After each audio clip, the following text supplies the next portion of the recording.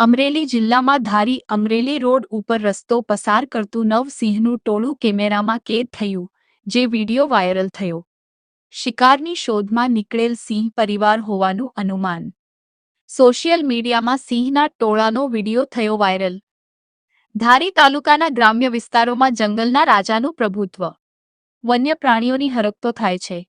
સતત કેમેરામાં કેદ થઈને વીડિયો વાયરલ થઈ રહ્યા છે.